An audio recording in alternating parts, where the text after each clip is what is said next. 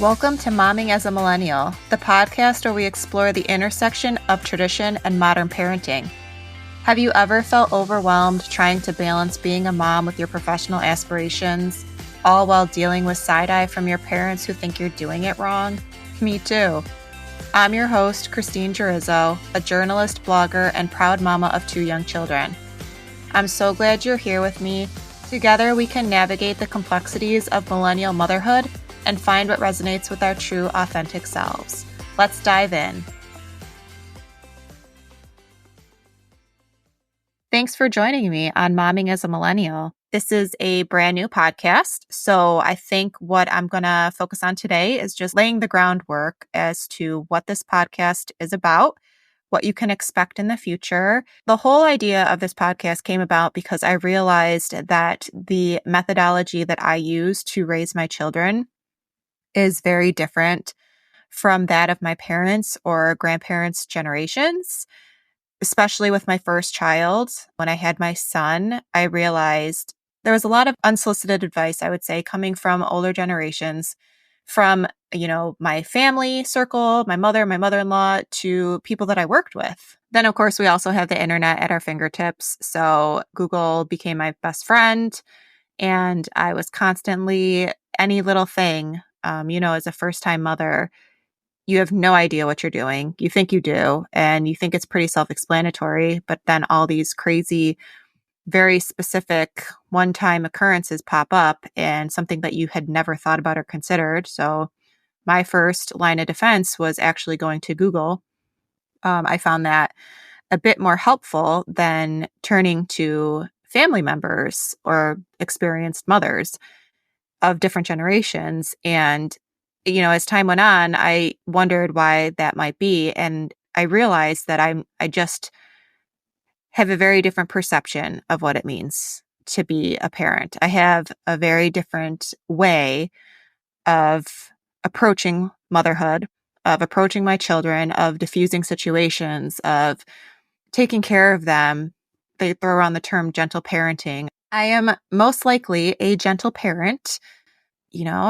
I want to talk about our feelings, and I want to ask them why they did something the way they did and let them think about it and reflect on it. And especially now that they're older, it's easier to have conversations and really dig into why we're taking the actions that we're taking and what we can learn from that and how our actions impact other people and how we make other people feel. And that is not something that I grew up with. And I know for sure that is not something that my parents grew up with. So taking a step back, it really became apparent to me that our generation as a whole, millennials really specifically, we are approaching parenting in a different way. And I think that there is so much stuff out there. I'll be the first to admit it, as I mentioned. I always go to Google first for anything. But there's so much internet stuff out there that we probably shouldn't be paying attention to, and then some that's helpful. And then there's advice from other mothers, experienced mothers, that is helpful, and some that is not.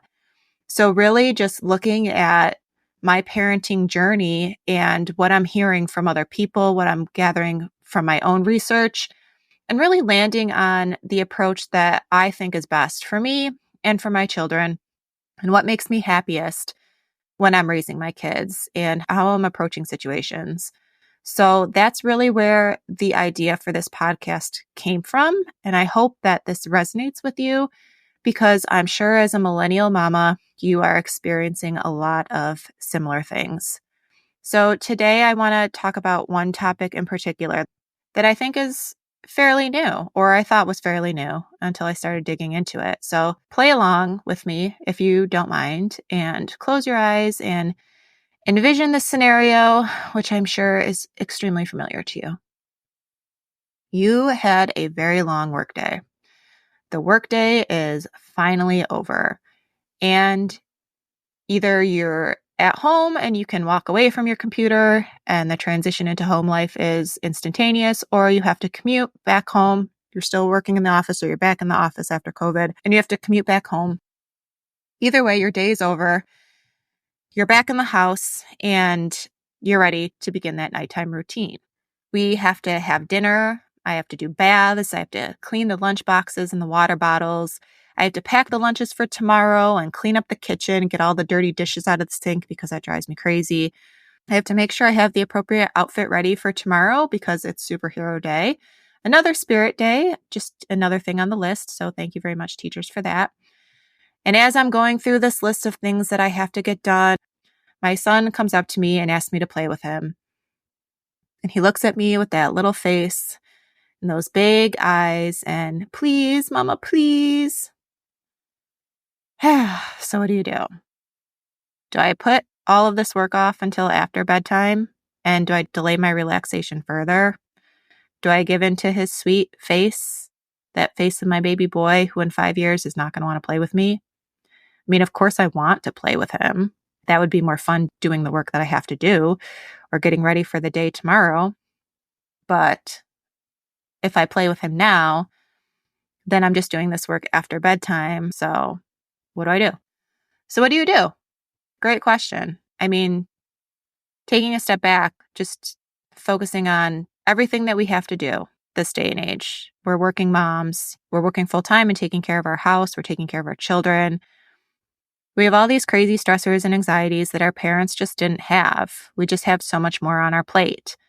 And, we're raising children in a world dominated by technology. We're dealing with screen time management, cyberbullying, online safety concerns. We're also dealing with frightening information that is so readily available to us because of the internet. Things like the prevalence of pedophiles and rapists. You can look online and find all of the sex offenders that are living in your neighborhood. And why are there so many sex offenders living in your neighborhood? I mean, it's terrifying. There's things like human trafficking and extreme religions and cults. There's this frightening world of Scientology and the Duggars, 19 Kids and Counting and all that crap with the Institute of Basic Life Principles. And then there's R. Kelly. I mean, even R. Kelly isn't safe. Have you seen those documentaries? That stuff is insane. There's just so much more to be concerned about, and there's so much more to fear. And we have all of this information now, and it's just terrifying. And on top of all of this stuff that we're facing, that previous generations did not face, we have this additional expectation of getting down on the ground and playing with our kids, or dealing with the guilt of not doing so. Thanks a lot, Bluey. I mean, stellar show, like great kids show. Love watching it, but you really set the bar high there. So thanks for that. And don't get me wrong. I love playing with my kids. We are silly and outlandish. We're creative.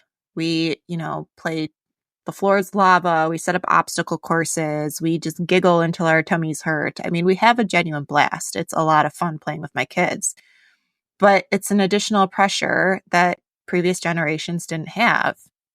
I cannot even fathom my grandparents playing with my mom or my uncles. Like maybe my grandfather threw a ball with the boys, but that's pretty much all that I could wrap my head around. And I don't remember my parents getting down on the ground and playing with us either. We played with each other, which is probably why they had more than one kid. And we played outside a lot with the neighbor kids. I remember putting on shows for my mom, singing or dancing productions with my brothers. But typically we were in the living room and she was in the kitchen doing dishes or cleaning something with Gloria Estefan or Paul Simon blasting on the cassette player. That was it. It was separate.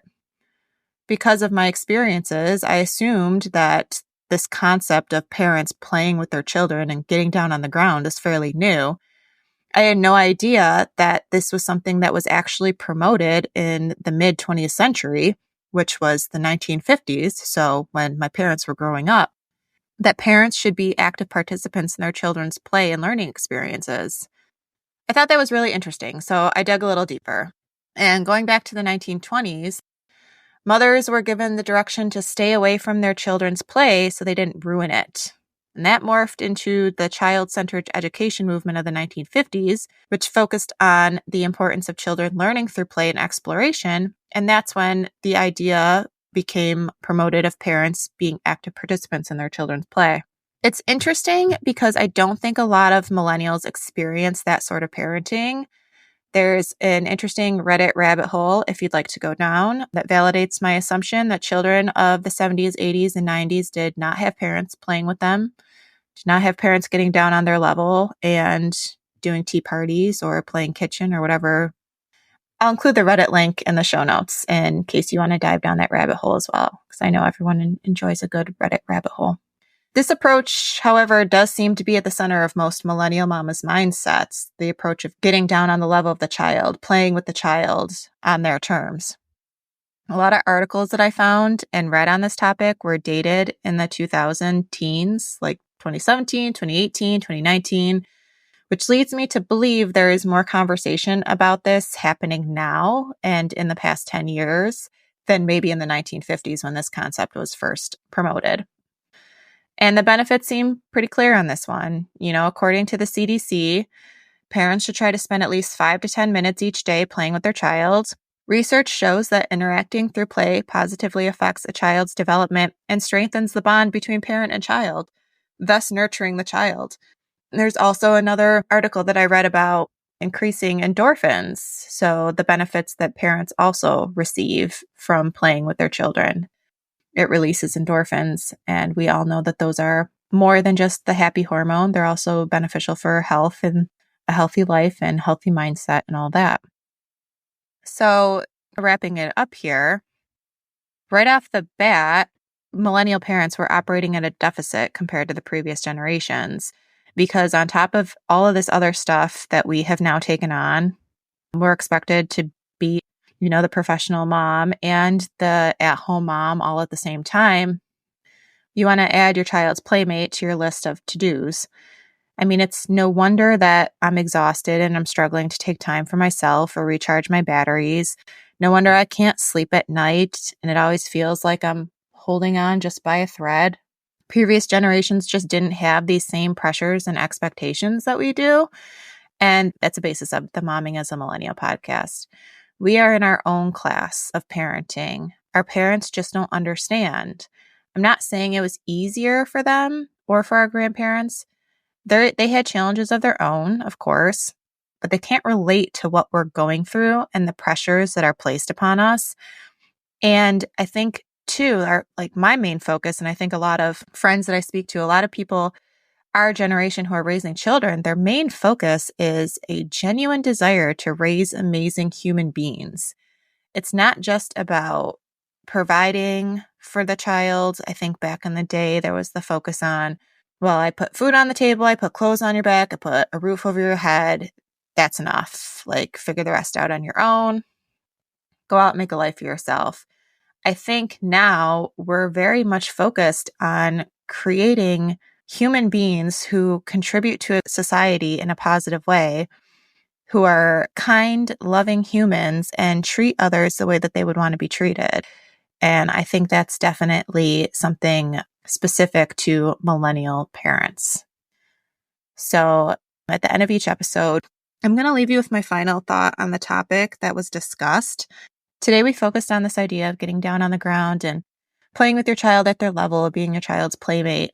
And I'm extremely surprised this is not a new concept because, like I mentioned, I don't ever recall seeing this in my life, in my friends' lives. I can't imagine my grandparents' generation doing this with their children. So it's crazy that this concept was around when my parents were growing up. But I don't feel as though it's become a priority for parents or that it's really been put into practice until more recently in the 2000s, or, quite frankly, by millennial parents. I think we just have a different mindset when it comes to raising our children. And we may put these pressures on ourselves. We may create these additional burdens for ourselves. But again, we are focused on raising wholesome, happy, loving humans who are kind and considerate and are going to be great adults. So for me, just give you my wrap up here. For me, I will always put off my to-do list or my housework to play with my children. Time is the greatest currency that I have. I don't want to look back and have my children say that my mom never played with me. I may be exhausted and sometimes I might not want to, but the answer is always going to be yes. Of course, honey, I will play with you. So that's it for me. This is our first episode. So I appreciate your patience as we figure this out and get the kinks out and all of that. But I hope you join us next time. We are going to continue to dive into these topics that are very specific for millennial parents. We're going to impact all these gender roles and, things that we face that previous generations just didn't face. Nothing is off limits. If you have any ideas, please let me know. You can hit me up on Instagram at contemplativemama1. Be sure to follow or subscribe to the podcast so that you'll never miss an episode. And of course, share this with your millennial mom friends. And thank you for listening. Thanks for tuning in to Momming as a Millennial. If you enjoyed the episode, please share it with a friend or on social. You can find more from me at contemplativemama.com. Until next time.